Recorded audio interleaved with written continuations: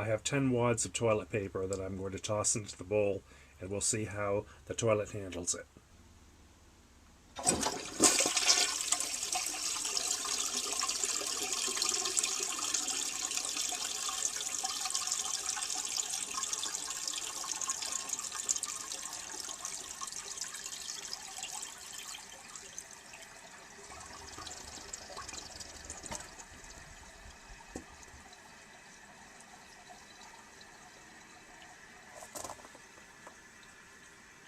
I was hoping this wasn't going to happen. I did not have a failure on this toilet yet until this morning, when it actually clogged. We had to plunge it twice to get it going again, and since then it hasn't been working all that well. I poured the remainder of the muriatic acid in through the overflow tube in hopes of clearing out anything that might be in there. This time the acid remained clear, did not turn yellow, and didn't bring back any particles or deposits. So I don't know what is going on with this toilet, but I know that it can't stay here under these conditions. So, on a beautiful Sunday afternoon, I am about to get in the car and drive 30 miles to the storage unit to pick up another toilet to put here. The septic pack video, which you will see after this, was actually filmed probably about 2 weeks ago, and it worked perfectly. Alright, I'm going to let this fill again, and we'll flush it and see what happens. Okay, the tank is filled, and here's what's left of the paper from the last failed flush, and let's see what happens now.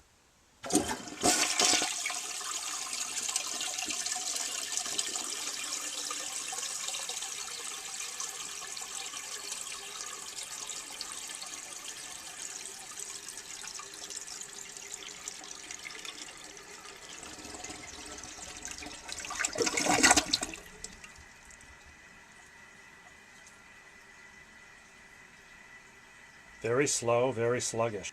And I can't explain why this went from a failure to a winner, now back to a failure.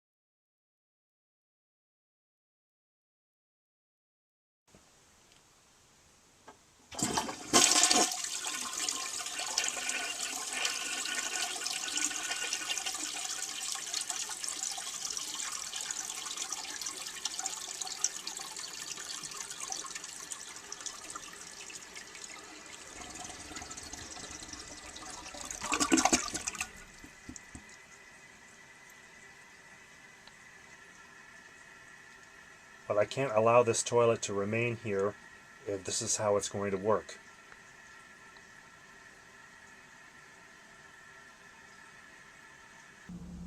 The 1970 American Standard Cadet is out of here and on its way back to the storage unit.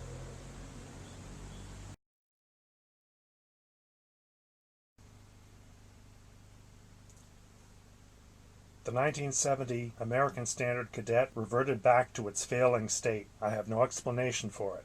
Anyway, it had to be removed. I brought down the 1967 Borg-Warner Chase and installed it.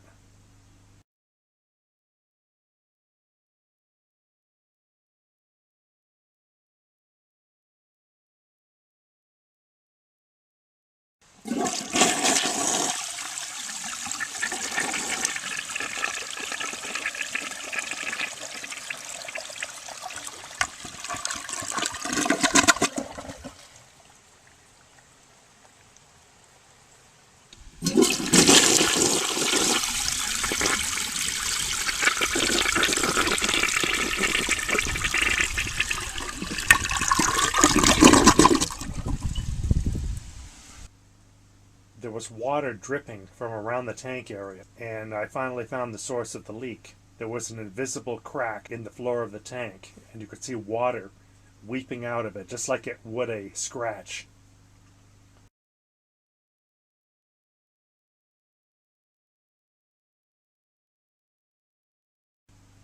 And once again, I have no explanation as to what happened to that tank.